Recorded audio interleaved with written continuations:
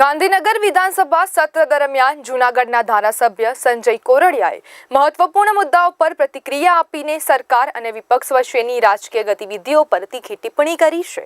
ધારાસભ્ય સંજય કોરડિયાએ આજે વિધાનસભા સત્ર દરમિયાન મીડિયા સમક્ષ બે મહત્વપૂર્ણ મુદ્દાઓ પર પ્રશ્નો પર વાત કરી હતી।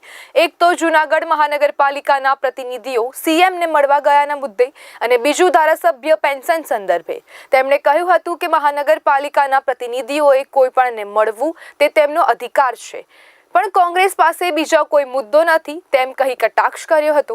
આ ઉપરાંત બીજા સવાલમાં ધારાસભ્યના પેન્શન મુદ્દે વાત કહ્યું હતું કે આ મુદ્દો મારા એકલા માટેનો નથી, આ નિર્ણય વિધાનસભા ગૃહમાં જે નિર્ણય આવશે તેને સૌને સ્વીકારવાનો છે।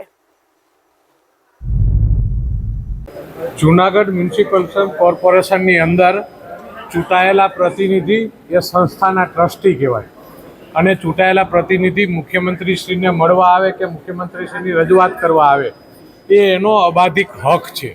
એટલે એ કોર્પોરેશનની બસ હતી ને કોર્પોરેશનના પ્રતિનિધિઓ આવ્યા હતા, એટલે મુખ્યમંત્રીને ગાંધીનગર રજૂઆત કરવા આવતા હોય છે ને મળવા આવતા હોય છે। એ કોઈ નવી બાબત નથી, પણ કોંગ્રેસના લોકો પાસે બીજી કોઈ વાત નથી, એટલે એમને આવા મુદ્દાઓ ગોતી અને એ ચર્ચા કરવાનો વિષય છે। અને તમારા મિત્રોને વિનંતી છે કે સારી વિકાસની વાત હોય, કોઈ સારી વાતો હોય એને ઉપાડવી જોઈએ।